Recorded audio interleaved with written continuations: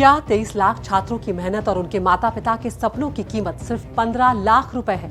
सवाल कड़वा है, लेकिन नीट 2026 के पेपर लीक मामले में जो खुलासे हो रहे हैं वो इसी तरफ इशारा कर रहे हैं। 23 लाख छात्र, उनकी सालों की मेहनत और उनके माता पिता की उम्मीदें, इस वक्त सब कुछ दांव पर लगा है। जांच जैसे जैसे आगे बढ़ रही है, इस महा घोटाले की परतें खुलती जा रही हैं। अब तक की तफ्तीश में जो सबसे चौंकाने वाली बात सामने आई है वो है इस पेपर की कीमत। बताया जा रहा है कि हरियाणा और जयपुर से जुड़े एक सिंडिकेट ने नीट का पेपर 10 से 15 लाख रुपए में बेचा और कुछ जगहों पर तो इसके लिए 30 लाख रुपए तक वसूले गए। सोचिए, एक ही पेपर को सैकड़ों छात्रों को बेचकर इस गिरोह ने करोड़ों रुपए का काला साम्राज्य खड़ा कर लिया। जांच एजेंसियों के पास अब इसके ठोस सबूत मौजूद हैं, लेकिन सवाल ये है कि आखिर इतना बड़ा सिस्टम फेल कैसे हुआ? क्या ये सिर्फ चंद लोगों की साजिश है या इसके पीछे कोई बहुत बड़ा नेटवर्क काम कर रहा है? दरअसल इस पूरे रैकेट को चलाने का तरीका इतना शातिर था कि जानकर आप दंग रह जाएंगे। पेपर लीक करने वालों ने इसे सीधे सीधे लीक नहीं किया, बल्कि राजस्थान के जयपुर और सीकर जैसे कोचिंग हब्स में इसे गेस्ट पेपर के नाम पर फैलाया गया।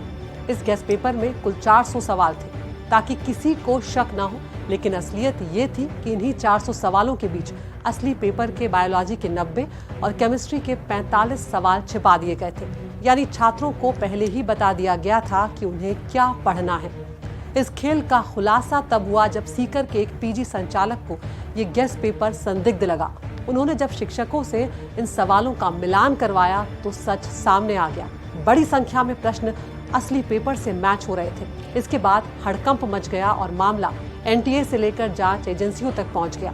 जांच में यह भी पता चला है कि परीक्षा से कई घंटे पहले यानी 2 मई की रात को ही ये पेपर पीडीएफ के रूप में मोबाइल फोन्स पर तैर रहा था।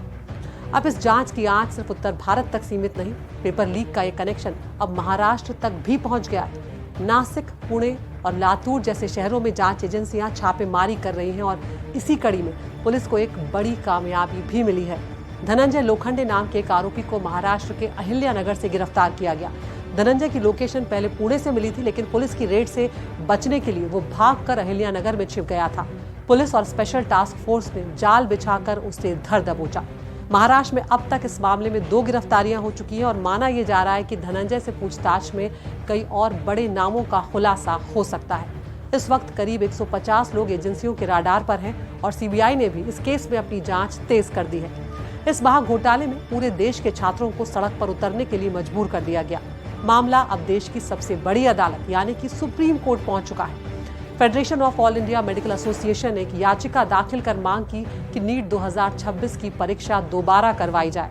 याचिका में ये साफ कहा गया है कि पेपर लीक ने पूरी परीक्षा व्यवस्था पर से छात्रों का भरोसा तोड़ दिया है। मांग ये भी है कि पूरी प्रक्रिया की निगरानी सुप्रीम कोर्ट खुद करे और एनटीए की भूमिका की गहन जांच हो। क्या एनटीए को भंग कर देना चाहिए? क्या एक नई और ज्यादा पारदर्शी संस्था की जरूरत है? ये वो सवाल हैं जो आज हर छात्र और हर अभिभावक पूछ रहा है। 23 लाख छात्रों का भविष्य इस वक्त अधर में है और सबकी नजरें सुप्रीम कोर्ट के फैसले पर टिकी हुई है।